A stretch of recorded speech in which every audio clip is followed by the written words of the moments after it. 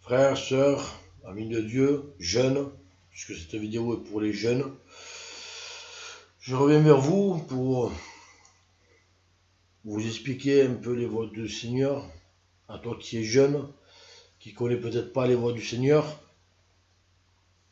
mais je vais te dire une chose, c'est que Dieu t'aime, et malgré ce que tu fais dans ta vie, malgré ce que tu es dans ta vie, même si tu crois que tu as tellement péché que Dieu ne t'aime pas, sache que Dieu t'aime. Alors, sans plus tarder, nous allons prendre un verset qui va t'expliquer que aujourd'hui, bon, on est dans le confinement, mais quand le confinement va être fini, tu vas te complaire de nouveau dans le monde, dans toutes ces choses que tu faisais, les boîtes de nuit, les sorties avec les copains, les mariages païens, les fêtes mondaines, les fêtes foraines. Donc tu te complaisais dedans. Et moi je vais te dire un truc, c'est que le lendemain ne t'appartient pas. Aujourd'hui tu es là, et demain tu peux être parti. Et j'aurais une question à te poser, à toi qui es jeune, où vas-tu? Parce que sache une chose, quand tu fermes les yeux sur cette terre, ta vie éternelle commence. Et tu n'as pas de 50 chemins, tu n'en as que deux. La vie éternelle, près de Dieu, avec l'amour de Dieu, la paix de Dieu, la joie de Dieu, ou la mort éternelle, qui est le séjour de mort et après les temps de feu, avec les souffrances éternelles, les tortures éternelles, et tout ce qui va avec. Alors oui, je te le demande, si ce soir tu fermes les yeux, ou si dans la journée, dans la minute qui suit là, tu fermes les yeux, où vas-tu? Laisse-moi te prouver que le lendemain ne nous appartient pas. Je vais te prouver que, oui, les jeunes, j'ai été jeune, tout le monde a été jeune, nous avons fait des choses. Mais sache une chose, c'est que le Seigneur nous aime, il veut que nous soyons sauvés. Et on va voir dans ce petit conseil de la parole que le lendemain ne nous appartient pas, que Dieu nous aime. Et je vais vous dire comment te sauver. C'est très simple. Mais on va commencer par Proverbe, au chapitre 27 et au verset 1er.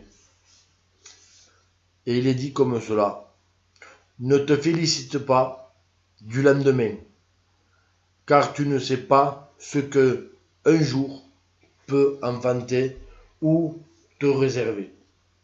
Ça veut dire que aujourd'hui tu es là, et tu dis demain je vais faire ça. Mais tu ne sais pas si tu vas pouvoir le faire. Parce que tu ne sais pas si tu seras là. Tu ne sais pas si tu n'auras pas eu un problème entre temps. Donc, oui, il ne faut pas se féliciter du lendemain.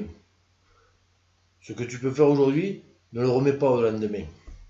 Alors, si tu entends cette vidéo et qu'elle te touche, ne remets pas demain la repentance et te tourner vers le Seigneur. Fais-le aujourd'hui même. Parce que le Seigneur, il vous lance un dernier appel dans ce confinement. Et cet appel, il est très important. Il ne faut pas le négliger. Donc maintenant, on va prendre un deuxième verset qui est dans Ecclésiaste, au chapitre 11, au verset 9. Et il parle justement des jeunes et des adolescents. Alors il est écrit au Ecclésiaste, chapitre 11, verset 9. Jeune homme, réjouis-toi pendant ton adolescence, que ton cœur te rende heureux pendant les jours de ta jeunesse. Marche dans les voies de ton cœur, et selon les regards de tes yeux. Mais sache que pour tout cela, Dieu te fera venir un jugement. On voit que dans l'Ecclésiaste, il dit que toi qui es jeune, qui ne veux pas suivre les voies du Seigneur, Fais tout ce que ton cœur veut. Mais sache une chose, c'est que le jour du grand jugement, Dieu va te demander des comptes. Et moi je te le dis, tu veux pas passer un jugement? Mais quand le Seigneur Jésus va apparaître, le jour de son avènement, que les morts en Christ vont ressusciter et nous les vivants nous serons transformés. J'espère pour toi que tu seras transformé aussi et que tu ne passeras pas par la deuxième mort qui est le jugement. Voilà. Mais c'est pas tout, parce qu'il y a d'autres versets, parce que comme je te dis, Dieu t'aime. Dieu veut te prévenir de tout ce que tu dois faire. Donc maintenant, on va prendre Romains 8 et au verset 32. Timothée, Romains, il est là. Romains 8, verset 32.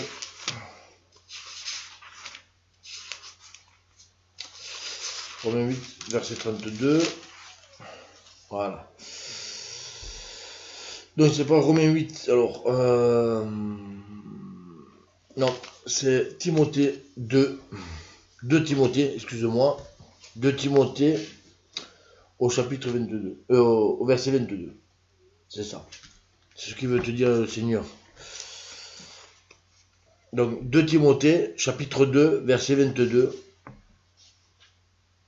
Et il est écrit, fuis les passions de la jeunesse et recherche la justice, la foi, l'amour, la paix avec ceux qui invoquent le Seigneur d'un cœur pur. Ça veut dire que éloigne-toi de tout ce qui est du monde et rapproche-toi de ceux qui connaissent le Seigneur d'un cœur pur et recherche la foi, l'amour, la paix du Seigneur. Car il n'y a que lui qui peut te le donner, il n'y a que lui qui peut te remplir de tout ça par son Saint-Esprit.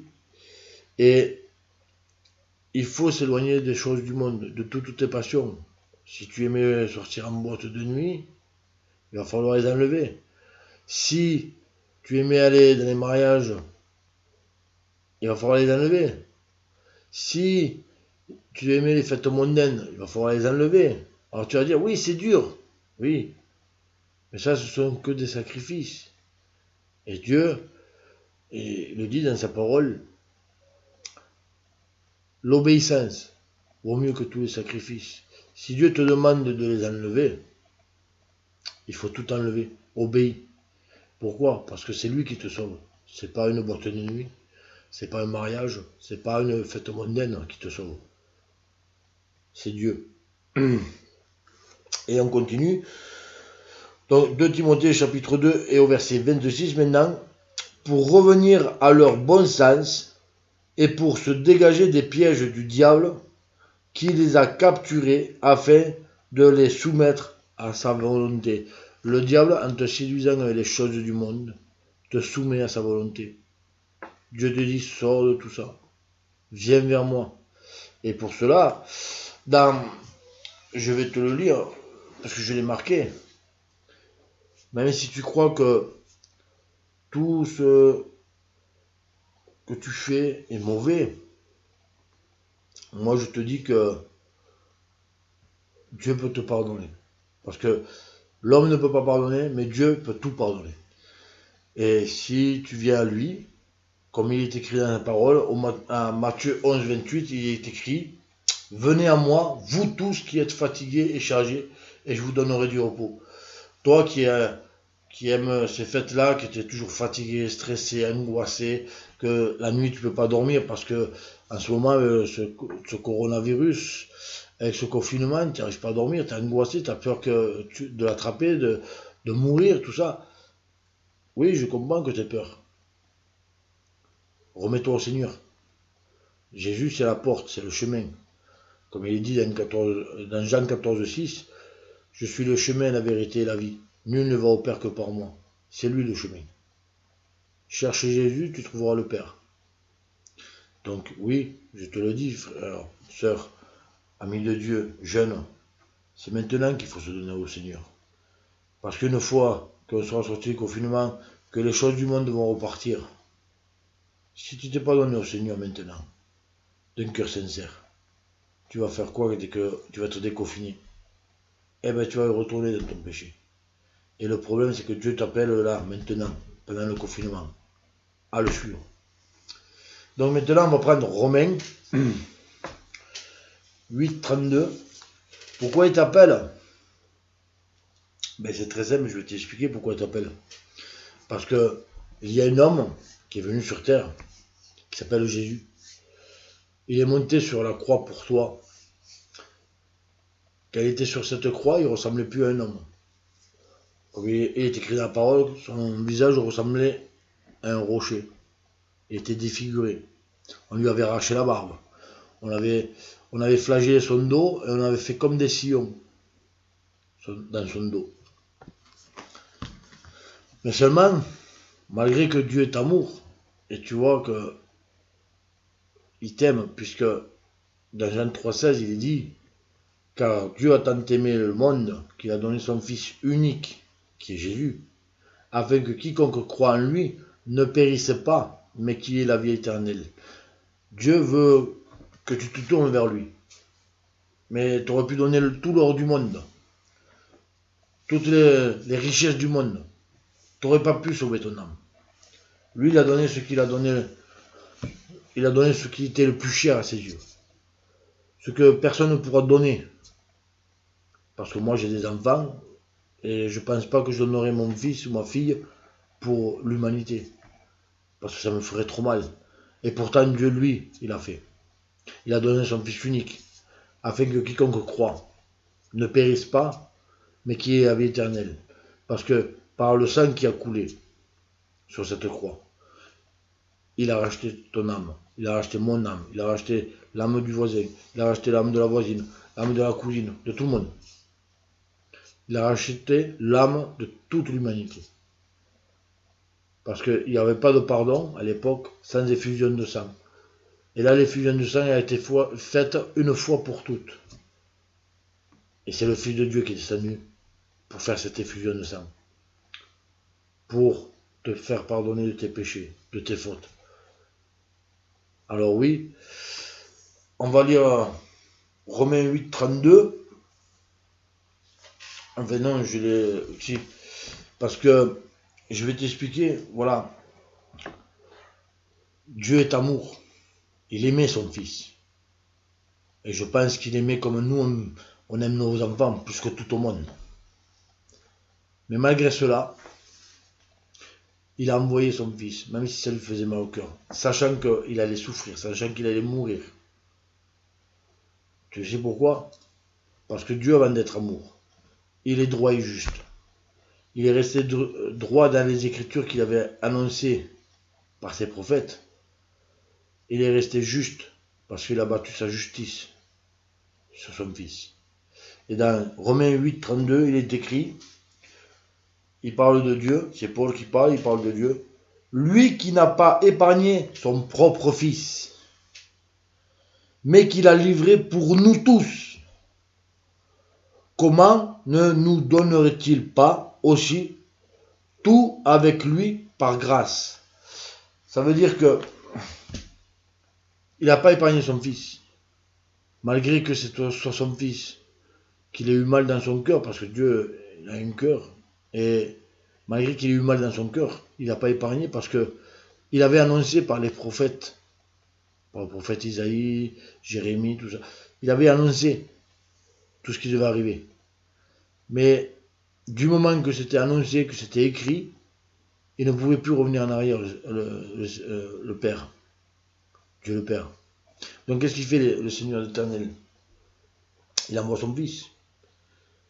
Et malgré la souffrance qu'il a dans son cœur, eh bien, il reste droit dans ses écritures, dans ses dires. Parce que tout ce qui sort de la bouche de Dieu a été écrit. Et tout ce qui est écrit sera accompli. Et du coup, ben, oui, il est resté droit dans les Écritures. Et il a battu sa justice sur son Fils. Pas parce qu'il n'était pas droit. Hein. Son Fils, il était sans péché. Il a pris nos fautes et nos péchés. Il a été puni pour nous. La punition qui devait nous revenir, lui est tombée dessus. La punition qu'on devait partir en enfer, tous, grâce à lui, on peut hériter par grâce la vie éternelle. Parce que la grâce, c'est quoi? C'est un cadeau immérité. On ne mérite pas le pardon. Parce que nous, les hommes, nous sommes méchants. Nous avons le cœur endurci, la nuque raide. Nous avons l'orgueil, la fierté, la jalousie, toutes ces mauvaises choses. Mais Dieu va te les enlever, tout ça. Parce que lui, il s'est rabaissé à notre niveau. Il a envoyé son fils unique pour nous racheter. Il aurait pu dire, j'efface tout et je recommence. Il est Dieu, il fait ce qu'il veut. Mais il nous a tant aimés qu'il a envoyé son fils unique, afin que quiconque croit en lui ne périsse pas et qui ait la vie éternelle. Alors oui, moi je te le dis, frère, sœur, ami de Dieu, jeune, toi qui connais peut-être pas encore les voies du Seigneur, sache qu'il y a un être vivant, parce que Dieu est vivant, qui est Dieu. Son Fils est venu sur terre pour te racheter. Et si tu te tournes vers lui avec une prière de repentance, que tu demandes pardon à Dieu, Seigneur, je te demande pardon parce que je me suis tourné de tes voies où je ne te connaissais pas et j'aimerais te connaître pour être dans tes voies et puis être dans l'erreur. Je veux connaître la vérité avec une prière sincère de repentance. Je te promets, jeune, que le Seigneur va te remplir du Consolateur, qui est le Saint-Esprit, qui te convaincra de péché, de justice, de jugement. Ah, au début, tu vas être attaqué par le diable. C'est sûr que tout le monde dit, ouais, quand tu viens au Seigneur, tu verras, tu as la paix, la joie. Oui, c'est vrai, gloire à Dieu. Mais il faut savoir que l'ennemi n'aime pas. Il va te persécuter. Il va te faire mettre des mauvaises pensées. Il va t'attaquer jour et nuit. Et il va t'affliger. Il va te persécuter, te torturer. Et c'est en te réfugiant dans la prière, en demandant le secours au Seigneur Jésus, que lui, il va venir te délivrer. Et si tu, comme il est écrit dans la parole, si tu résistes au diable, il s'éloignera de toi. Plus tu vas prier, plus tu vas dire Seigneur Jésus, viens m'aider, et tu dis au nom du Seigneur Jésus, celui qui t'a vaincu à la croix, qui t'a écrasé la tête, je te demande et je t'ordonne de me laisser tranquille. Oui. Et après tu dis Seigneur, viens m'aider si tu n'y arrives pas. Il viendra t'aider. Moi ça m'est arrivé au début. Je ne savais pas trop comment chasser, c'est pas évident.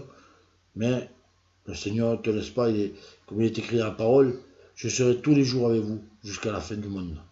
Il est là, même si tu ne le vois pas, même si en ce moment tu ne le ressens pas, il est à côté de toi, il attend que tu dises, vas-y rentre Seigneur. Et il va rentrer, il n'y a pas de problème. Il t'enverra le consolateur, qui est le Saint-Esprit, qui te convaincra de péché, de justice, de jugement.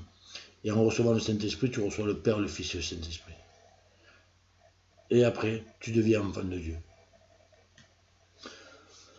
Mais maintenant, je te conseille de rentrer dans ta chambre, de fermer la porte, de te mettre à genoux.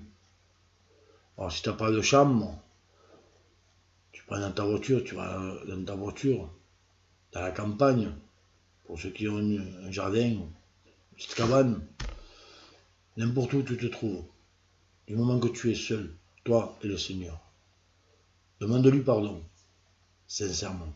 Si tu peux te mettre à genoux, mets-toi à genoux. Humilie-toi. Et tu dis, Seigneur, je veux te connaître. Je veux te rencontrer. Et je te ferai connaître à toi. Je te le dis, frère, sœur, ami de Dieu, jeune. Il est l'heure de se tourner vers le Seigneur. Le confinement est bientôt fini, d'après ce que j'entends. Mais si on sort du confinement, si tu t'es donné au Seigneur, ne retourne pas dans les mauvaises voies. Parce que large et spacieux est le chemin de la perdition. Tu prends le chemin de la perdition, c'est une autoroute. Et sur l'autoroute, tu as des voies de sortie. Mais arrivé au bout, il faut payer. Et les sorties qu'il y a avant, c'est les sorties que le Seigneur te met sur ta route. Là, tu es à la dernière sortie, avant de payer. Donc, il vaut mieux que tu prennes cette sortie. Et par grâce, c'est le Seigneur qui a payé ta sortie. Mais si tu n'écoutes pas cette parole, tu vas arriver au bout. Et le salaire du péché, c'est la mort. On ne parle pas de la mort physique qui est sur cette terre. On parle de la mort spirituelle et éternelle qui commence après la mort physique. Tu ne veux pas passer un jugement, tu ne veux pas aller dans la mort éternelle, dans les temps de feu. Alors je te le dis, prends la sortie que le Seigneur te donne. Il a déjà payé lui pour ta sortie. Tu la prends, c'est gratuit pour toi. C'est payé par grâce. Il a payé par son sang. Il se fera connaître à toi. Il te pardonnera. Et si tu subis les voies du Seigneur dans l'obéissance, la droiture, la justice, que tu lis, tu pries, comme tout disciple ou tout chrétien devrait faire, tu ne verras pas la deuxième mort. Quand il apparaîtra, le Seigneur, il te prendra avec lui. Tu ne passeras pas un jugement. Et quoi que tu aies fait, quoi que tu aies pu faire dans ta vie, il te le pardonnera. Et tu as un seul choix, encore une fois. C'est aujourd'hui qu'il faut se donner à lui. C'est pas demain. Comme je t'ai dit au début, le lendemain ne t'appartient pas. Là, tu vas écouter la vidéo, c'est peut-être le matin, ce soir tu vas te coucher, qui te dit que demain matin tu vas te réveiller. Dans une de mes vidéos, je crois que c'est la deuxième ou troisième que j'ai faite avant, j'ai expliqué que moi je suis mort pendant 6 heures. Je me suis couché à 1h du matin, ma femme m'a vu mort dans le lit. Moi j'ai rien senti, mais si Dieu n'aurait pas permis que je me réveille, le lendemain ne m'appartenait pas. Je ne serais plus là. Alors je te le dis, frères et sœurs, amis de Dieu jeunes, le lendemain ne t'appartient pas. J'ai un témoignage que je me rappelle que j'ai entendu dans mon église, à l'époque. Il y avait une jeune qui connaissait les voies du Seigneur, avec 18-20 ans. Et cette jeune, elle avait quitté les voies du Seigneur, elle était repartie dans le monde. Et un soir, un samedi soir, ça m'a en discothèque, je fais la fête. Seulement, au retour, le conducteur, il avait peut-être un peu eu, je ne sais pas. Ils ont eu un accident. Et c'est arrivé pas loin de chez elle. Et à côté de chez elle, il y avait un pasteur. Il la connaissait. Il est venu, il dit, accepte Jésus maintenant. Parce qu'il savait qu'elle devait mourir. Il dit, accepte le Seigneur Jésus maintenant, avant qu'il soit trop tard. Et la jeune lui répond, c'est déjà trop tard. Et le pasteur, il fait, pourquoi? Parce que les démons sont déjà là pour venir me chercher. Et de là, elle a fermé les yeux. Je vous laisse deviner où est-ce qu'elle est allée. Alors oui, si tu crois qu'on te raconte des mensonges, si tu crois qu'on te raconte des histoires, sache une chose, que tôt ou tard, tu fermeras les yeux sur cette terre, où le Seigneur viendra. Mais dis-toi un truc, le jour que tu rencontreras le Créateur, il sera trop tard. Je te le souhaite pas. Moi, ça a failli que je le rencontre, parce que je suis mort pendant plus de 6 heures. Bon, j'ai su qu'après que c'était le Seigneur qui m'avait fait mourir pour me transformer, mais ça c'est autre chose. Mais sur le moment, je ne le savais pas, j'étais pas au courant. Ma femme, quand elle s'est réveillée à 3 heures du matin, qu'elle m'a vu froid et bleu, à 7 heures, qu'elle s'est réveillée, Elle a prié le Seigneur, elle a dit si à 9h30 il s'est pas levé, j'appelle les pompiers, j'appelle la police, j'appelle tout le monde. Et à 9h25, je me suis réveillé comme si rien n'était. Et j'ai dit merci Seigneur. Parce qu'elle me l'a dit, ouais, elle en pleurait. Moi j'en ai pleuré aussi. Parce que le lendemain ne m'appartenait pas. Je me suis couché comme tout le monde, mais ça a failli que le lendemain je ne me lève pas. Je n'aurais pas marché avec le Seigneur, peut-être que je ne me serais pas levé. Je serais où maintenant? Je n'ose même pas y penser. Alors oui, frères, sœurs, amis de Dieu, jeunes, que ce message puisse te rentrer dans le cœur, et puis qu'il puisse te faire comprendre le Seigneur. Qu'il est temps de se tourner vers lui, et surtout de l'adorer en vérité et en esprit. Que Dieu vous bénisse abondamment, que tu puisses te repasser le message. Je ne veux pas que tu aies une sensation, un frisson, non. Moi, ce que je veux, c'est que Dieu te sauve. Je ne suis pas là, comme je dis tout le temps, pour avoir de la popularité ou la gloire. Moi, je suis que serviteur de Dieu. Une fois que j'ai fini ma prêche, je redeviens inutile. Mais je te promets qu'au fond de mon cœur, et je te le dis avec amour de Dieu, que Dieu puisse te toucher le cœur et que tu puisses te sauver. Je t'en prie, frère, sœur. Il est l'heure de glorifier le Seigneur. Il est l'heure de se tourner vers lui. Nous avons été créés pour lui, pas pour être contre lui. Il t'aime d'un amour que tu ne peux même pas imaginer. Moi, j'ai été élevé sans père. Avec lui, j'ai été trouvé. Et je donnerais rien et n'importe quoi pour le père, cet amour.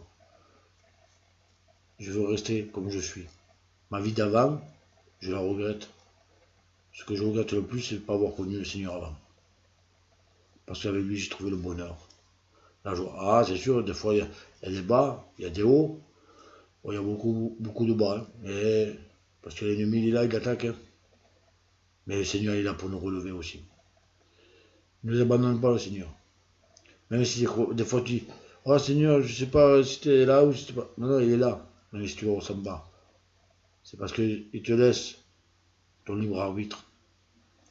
Il veut voir si tu vas te tourner vers lui ou si tu vas te débrouiller par tes propres forces. Et moi, je te dis, moi, j'ai compris. Je retourne toujours vers lui. Et il me donne toujours la solution. Moi, mes propres forces, je m'y appuie plus dessus. Alors que Dieu te bénisse abondamment, que tu puisses le comprendre de ton cœur, ce message. Et que tu puisses te tourner vers le Seigneur, qu'il puisse te sauver. Que Dieu te bénisse, à bientôt, frères, sœurs, amis de Dieu, jeunes. Et que le Seigneur puisse vous éclairer, vous guider dans ses voies.